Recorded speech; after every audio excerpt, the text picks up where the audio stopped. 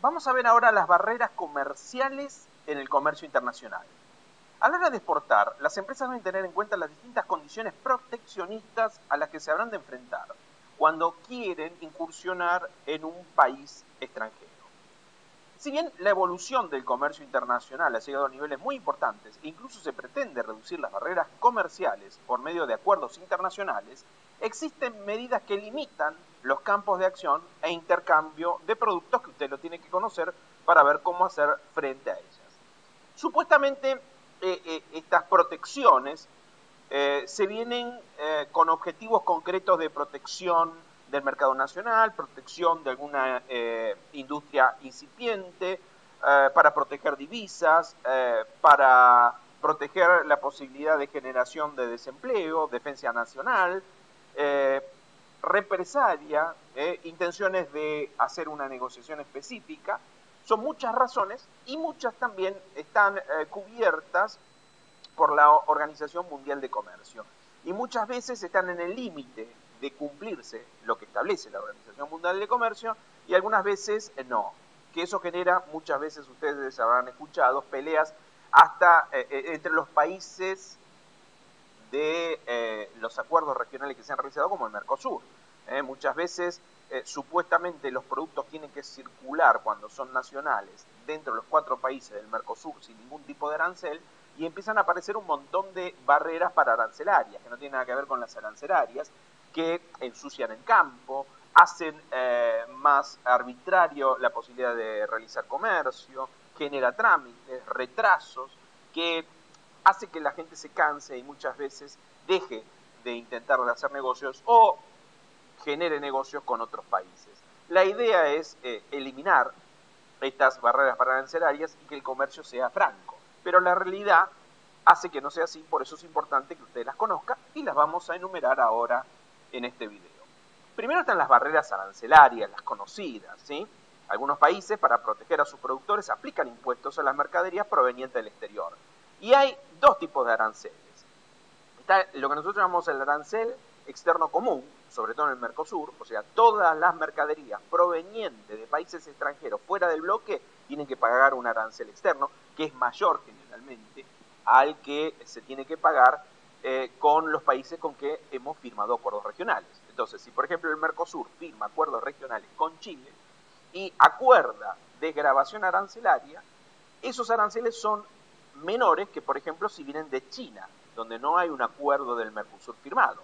Por lo tanto, hay barreras arancelarias diferenciales. Barreras arancelarias que, por ejemplo, dejan de existir, como en el caso del Mercosur para los países de Brasil, Argentina, Uruguay, Paraguay y Venezuela, que están en el proceso de integración.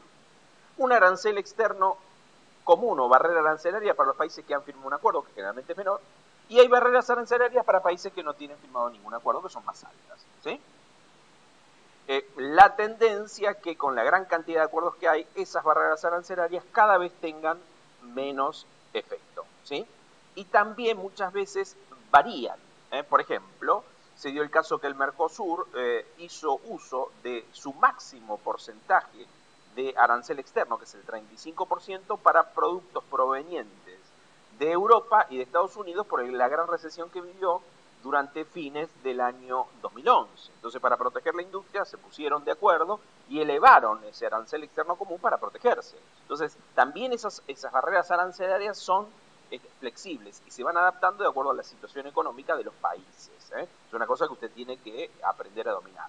Nosotros vemos muy bien, porque estos aranceles son muy importantes a analizar, en el curso Cómo hacer negocios en Latinoamérica, donde vemos si hay aranceles para la comercialización entre los 4 países del Mercosur. No existen más.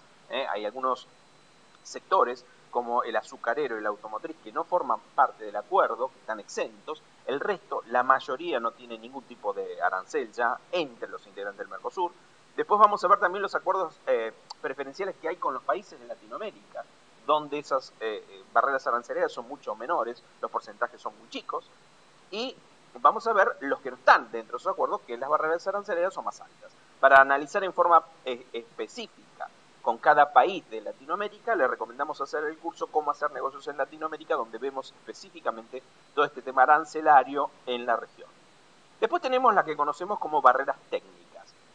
Están referidas exclusivamente a las especificaciones que debe cumplir el producto físico, como dimensiones, tolerancias, formas de uso, materiales de construcción, fecha de vencimiento, garantías por defectos y demás propiedades que se hace imposible enumerar por la extensión que existe, pero más o menos para que usted tenga una idea de lo que estamos hablando, ¿no?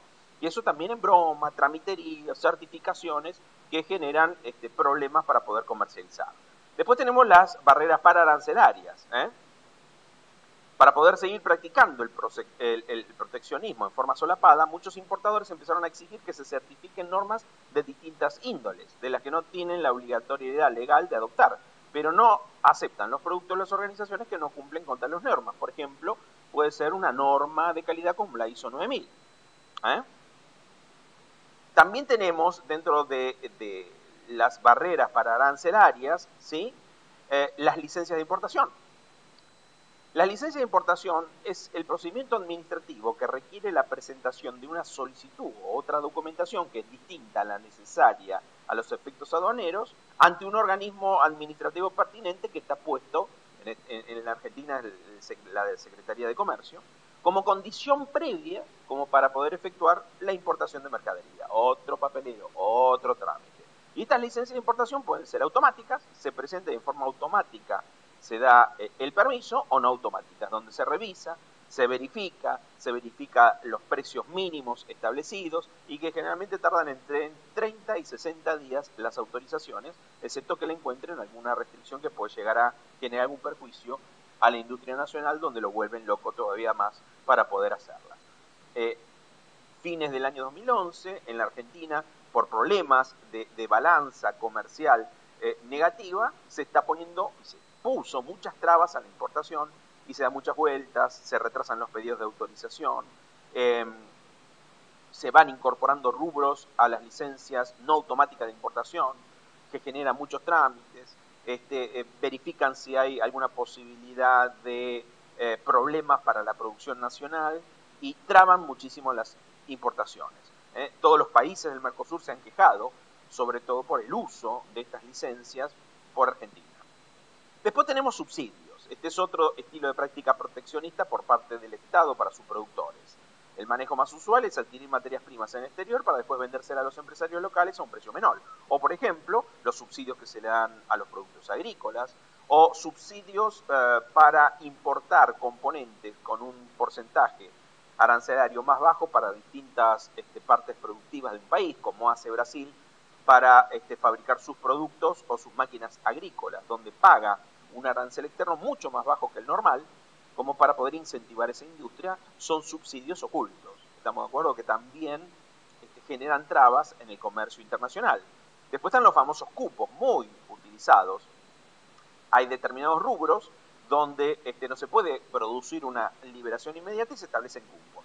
Se puede llegar a aceptar importado tanta cantidad de producto. Entonces, si usted no entra dentro de ese cupo, va a tener que pagar arancel. Todas esas son limitaciones. Nosotros en el curso Cómo hacer negocios en Latinoamérica vemos cómo aprovechar esos cupos. Porque, por ejemplo, si en Argentina no hay cupo para determinados productos, sí puede utilizar los cupos de los países del Mercosur. Por eso el concepto de generar negocios y buscar alternativas de negocios en el comercio internacional. Buscar alianzas estratégicas para poder captar otros mercados, para poder acceder, para poder aprovechar otros cupos que no lo puedo utilizar yo en forma directa.